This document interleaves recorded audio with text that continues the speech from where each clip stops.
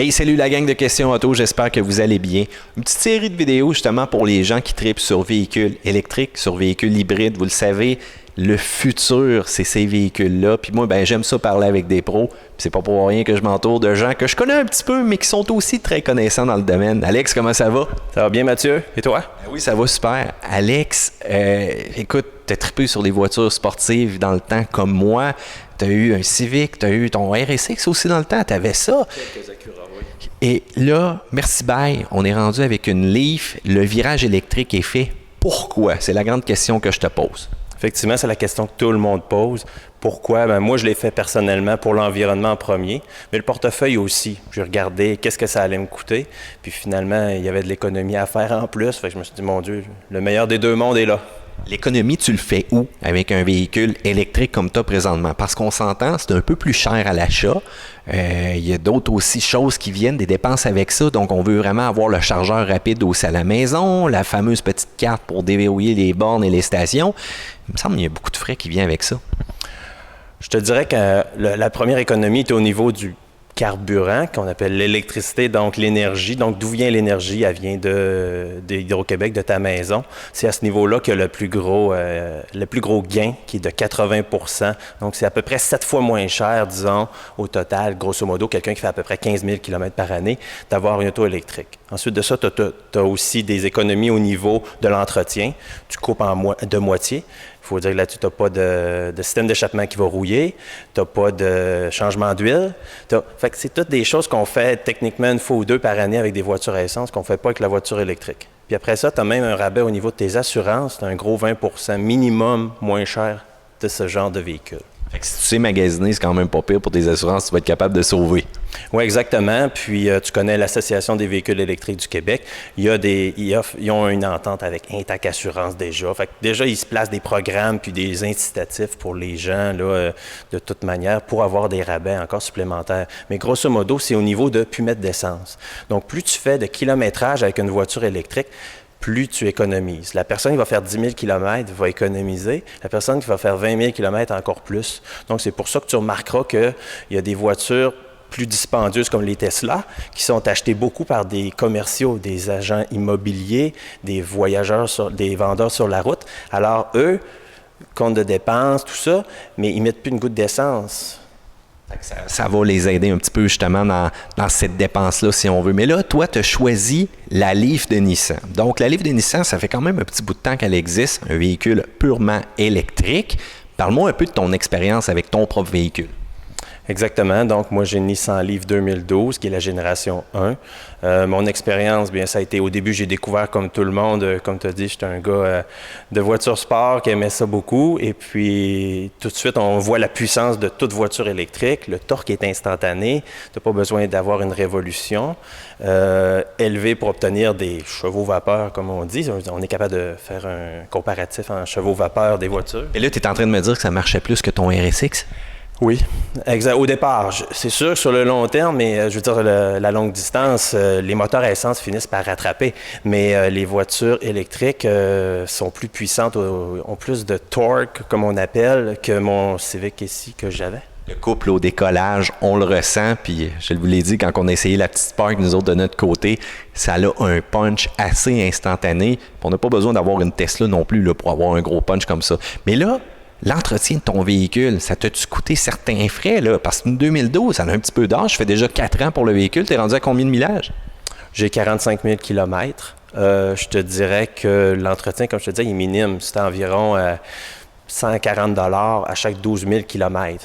Donc, il n'y a pas beaucoup de voitures à essence qui ont ça. Tu sais, tu as ton changement d'huile, mais après, tu as toujours d'autres choses comme les filtres à air, les changements d'huile à transmission, les changements d'huile à différentiel. La timing belt. La fameuse timing belt où tu vas aller sortir 700 à plusieurs milliers de dollars des fois, dépendamment des modèles. Donc, c'est toutes des choses que tu n'as pas. Le moteur électrique, ça n'a pas de fin. Je veux dire, c'est ton séchoir, as-tu déjà arrêté de virer, tu sais? Je prends pas de séchoir, mais celui de ma blonde, non. Exactement. Donc, c'est des choses qui ont peu d'entretien. Donc, tu as l'air climatisé comme toutes les voitures. Tu as le chauffage qui est différent parce qu'il ne peut pas utiliser la chaleur générée par le moteur pour chauffer. Donc, mais à part ça, c'est tout. Je te dirais que le 139 $ en réalité que je paye chez mon concessionnaire, à chaque 12 000 km, c'est une vérification de la batterie. Donc, il s'assure, parce que la voiture est encore garantie, il s'assure que la batterie est en santé, tout ça, puis il n'y a pas rien qui s'affiche sur les systèmes plus évolués que ceux de base qu'on a dans le tableau de bord, le fameux check engine qu'on appelle. Donc, une fois qu'ils ont vérifié ça, ils vérifient les freins parce que oui, c'est un système de freinage normal, mais à cause de la régénération, tu sais, quand on lâche l'accélérateur ou qu'on freine, on régénère, on remplit les batteries d'énergie. Un peu quand tu étais jeune, tu avais une merveilleuse dynamo sur ton vélo pour faire allumer la lumière, c'était difficile, hein? Mais la voiture se sert de toute cette énergie-là pour réemmagasiner dans la batterie, ce qui donne encore plus d'autonomie à ce niveau-là. Puis en plus, on économise sur les freins, puis ça, c'est quand même une dépense encore assez marquée qui revient parfois une fois par année pour certains véhicules. Ça, c'est assez surprenant. Mais là, pourquoi la Leaf? Pourquoi elle? Écoute, il existe la Kia Soul, il existe la Chevrolet Spark, il existe la Tesla, il existe, voire même des fois juste des hybrides, une Prius. Ça n'aurait pas fait ton affaire? Bien, tu as nommé des voitures qui sont aujourd'hui disponibles, qui ne l'étaient pas quand j'ai acheté cette voiture-là. La Kia Soul, ça fait 1 an que c'est disponible, maximum. La Spark, ça vient juste d'arriver. Celles qui sont déjà là, c'est des voitures qui provenaient des États-Unis, qui ont été importées ou des véhicules de flotte commerciale. Ensuite de ça, la Volt, c'est une hybride branchable. Moi, je désirais une 100% électrique. Je faisais le saut, je ne fais pas les choses à moitié. Et puis, côté Toyota, la Prius hybride branchable, la batterie est tellement petite que tu fais très peu. Puis, tu tombes sur l'essence après 20 km. Alors, c'est presque ridicule là, de... La question qui tue toujours, moi, à chaque fois que les gens me voient avec un véhicule électrique, combien ça coûte? Quelle autonomie tu fais? Oui, mais en hiver. Toi, parle-moi là, justement de l'autonomie avec ton véhicule dans les conditions qu'on a, les 4 saisons qu'on a. Disons que les véhicules de cette gamme-là, la Leaf, la Kia, la BMW i3, ont pas mal toute une batterie qui ressemble à environ 24 à 27 kW. Donc, à peu près toute la même autonomie. Pour la Leaf, c'est 135 km dans les bonnes conditions. 135 km, c'est le vrai chiffre de l'EPA. Hein? Ce n'est pas le chiffre du concessionnaire qui dit 160. Donc, moi, j'aime mieux véhiculer les vrais chiffres dans la vraie vie. Et puis, ils sont tous à peu près à ce niveau-là dans cette grosseur de batterie-là. Donc, en été, je vais être capable de faire les 135 km. Et en hiver, bien là, dépendamment s'il fait froid ou très froid, donc disons à moins 20 degrés, oui, effectivement, il peut y avoir une perte là, d'environ 30 à 40 %. Puis à moins 30, les 5 jours qui fait moins 30 dans l'hiver, là, bien là, tu peux penser de couper de 50 %. Mais dès que tu es dans les moins 5, moins 10, moins 15, 25 % peut-être de moins. Puis la moyenne des gens par jour en Amérique font pas 60 km avec leur voiture. Donc, c'est amplement. Ouais, pour moi, c'est un petit peu difficile. Je reste un petit peu loin en banlieue. Je dois te dire que des fois, je regarde comme il faut l'autonomie qui me reste. Bon, je monte dessus, ou je prends pas trop de détours au resto. OK, il y a une borne. Ah, correct, je suis sauf, comme on dit. Exactement, mais le gouvernement a pensé à ça aussi dans le programme, c'est-à-dire pour aider les gens à sauter à l'électrique. Il y a le programme Branché au travail. Fait que moi, à mon bureau, je dois aller voir le boss, il dit « ça nous prend une borne ». Parce qu'il y a des gens, justement, qui restent plus loin et qui me disent « Alex, je peux pas m'acheter une voiture électrique parce qu'en hiver, à partir de Neuville, ça va être trop serré pour revenir le soir, puis je veux pas être en panne. » Avec ce programme-là, tu as une borne au bureau, tu te branches, donc tu charges pendant ta journée de travail, puis tu retournes le soir, tu repars, t'es plein. Parce que la recharge de la voiture de complètement vide à complètement plein, c'est 5 heures. Alors, puis on n'est jamais complètement vide, donc c'est environ 3-4 heures. Fait que d'une journée, avec une seule borne, tu peux charger 2 voitures à ton bureau, puis tu repars le soir. Mais là, ton boss doit t'aimer parce que tu as une borne pour toi, mais là, tes collègues de travail, s'ils embarquent justement dans la mode des véhicules électriques, ça va te prendre 20 bornes là, présentement dans ton stationnement. Exactement. Comme je te dis, on peut en charger 2 actuellement dans une journée, un le matin, un l'après-midi. C'est suffisant. Puis après ça, on va ajouter des bornes. Le programme est là pour encore plusieurs années. Le gouvernement nous a présenté son plan d'électrification des transports. Donc, pour les entreprises, c'est 75 % de la facture qui est remboursée. Donc, quand mon boss a vu ça, il a fait comme, bon, il n'y a comme pas de problème, installe-nous ça. Puis, on a procédé à l'installation. Puis là, c'est un incitatif pour les autres employés qui hésitaient pour cette raison-là qui restent loin. Mais autrement, moi, j'ai même pas besoin de charger au bureau parce que je ne demeure pas très loin. Bon, mais ça, c'est intéressant. Là, parle-moi d'Alex, le gars qui est impliqué dans plein d'associations. Là, répète-moi ton titre, je ne l'ai pas nommé au départ du vidéo parce que c'est quand même assez long, mais tu t'impliques dans plein d'événements justement pour les véhicules électriques. Exactement. Je suis conseiller indépendant en électromobilité. Donc, ce que je fais, j'offre mes services gratuitement à tout le monde qui veut bien l'entendre, puis je fais de la sensibilisation, disons que je travaille avec tout le monde. Donc, les 3 plus gros en ce moment au Québec, c'est l'AVEQ, l'Association des véhicules électriques du Québec, roulerélectrique.com, qui est dans le coin de Trois-Rivières, puis le Club Tesla à Québec. Donc, quand il y a des activités dans la région de Québec, je m'implique avec les 3 organismes, puis je donne de mon temps, puis je fais de la sensibilisation avec ces gens-là. Fait que là, tu as dû faire plein d'activités cette année. Il y a eu un gros rassemblement aussi à l'île d'Orléans cette année. Est-ce que c'est un événement qui va revenir dans les années qui s'en viennent? Justement, un genre de rassemblement comme ça pour partager la passion du véhicule électrique.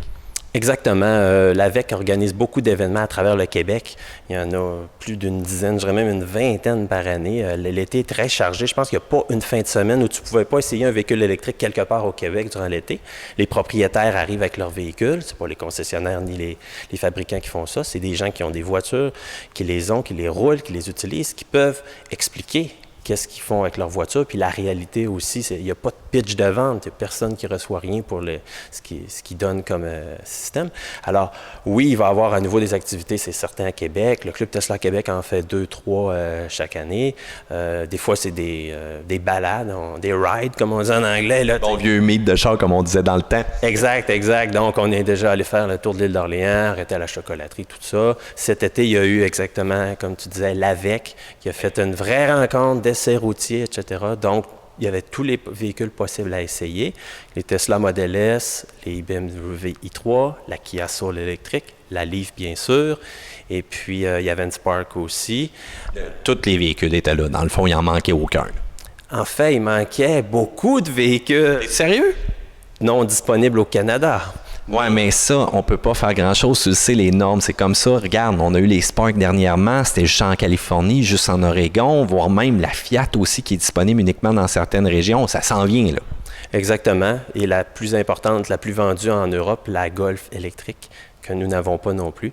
Ça s'en vient grâce peut-être au gouvernement qui va peut-être faire une loi zéro émission, ce qui va forcer les constructeurs à nous offrir, comme dans les 11 États que tu as nommés tantôt aux États-Unis, forcer à rendre disponibles des véhicules électriques pour le consommateur. Parce qu'actuellement, oui, on a un petit choix, mais c'est comme 50% des possibilités. Là. Savais-tu que le RAV4 se faisait électrique en Californie? On aimerait bien l'avoir. Un SUV capable de remorquer, ça serait quand même intéressant aussi de notre côté, là. Exactement. Tu as le Model X, tu en parles, tu as le Model X de Tesla à plus de 100 000 qui te permet de remorquer. J'ai pas le budget, désolé. On arrête ça là. OK, d'accord. Mais tu sais, on parle de remorquage de 5 000 livres. Là. Fait que c'est toute qu'une roulotte, là, cette grandeur-là, 7 passagers, autonomie habituelle de Tesla de plus de 400 km facilement. Alors, exact. Écoute, Alex, je vais avec 2 questions pièges. J'ai posé les mêmes à Sébastien. J'espère que tu es prêt. Au départ, je pensais pas que ça serait piège, mais ça l'a fait réagir un petit peu. Je vais avec la mentalité des gens. On le sait, la mentalité des gens, ceux-là qui possèdent des véhicules électriques, a de l'air pas mal différente de ceux-là qui conduisent des gros 4x4. Sébastien, c'est pas trop lancé, je te dirais, dans une réponse, mais il y en a une bonne. Mais je veux t'entendre un peu là-dessus. Je te dirais que c'est quand même du cas par cas. Là. La réalité, c'est que j'ai un ami qui a une Tesla Model S, puis pour te dire, il a troqué ça, qu'est-ce qu'il y avait avant? C'était un gars de Harley. Il faisait du Harley tout l'été, de la moto, tout ça. Alors, une fois qu'on l'a essayé, je veux dire, tu peux pas résister. Tu dis, ça m'en prend une, l'accélération, c'est trillant, le confort, c'est trillant, il n'y a pas de bruit, tout est tellement prenant, puis l'émotion que tu vis en essayant ça. Alors, tu dis, j'en veux une. Puis, côté clientèle, oui, il y a le souci environnemental, mais je te dirais que la majorité des gens le font pour le côté monétaire. Parce que dès que tu vas faire plus de 20 000 km par année, ça commence à être très payant. À 15 000, un gars comme moi qui fait 15 000 km, c'est payant. Puis à plus de 10 000, c'est encore, ça ne coûtera pas plus cher. Là. Tu vas être kiff-kiff, disons, en bon français. Bon, mais tu t'en es bien sorti pour la première question piège. La deuxième, puis on va conclure là-dessus. Qu'est-ce que tu changerais ou améliorerais sur ta Leaf? Bien, je te dirais que j'ai une génération 1. Le nouveau chargeur dans la génération 2 est doublé, donc 2 fois plus rapide pour la recharge. Ensuite de ça, qu'est-ce que je changerais? En fait, ça a déjà été changé. Je changerais rien, je te dirais. C'est un véhicule qui répond tellement aux besoins, comme je te dis. Il y a le caractère sportif d'origine parce que ça vient avec un moteur électrique. C'est d'origine, c'est trillant l'accélération qu'il y a là-dessus. Ensuite de ça, le confort est là. Je veux dire, siège chauffant en avant, en arrière, volant chauffant même. Fait que tu te gèles pas les mains. Tu sais, ma blonde adore ça. Hein? Tu l'avais pas dans ton Civic. Non, il n'y a pas grand-chose dans mon Civic. Alex, merci beaucoup. Ça fait super plaisir de jaser. Puis j'espère qu'on va avoir la chance de se recroiser pour parler véhicules électriques. Au plaisir.